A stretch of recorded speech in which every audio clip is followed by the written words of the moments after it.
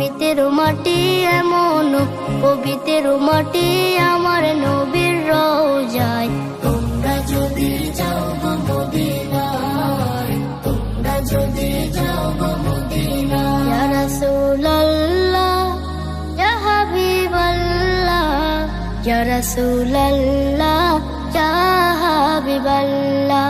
Medina শরীফের মাঝে বেহেশতের বাগান আছে,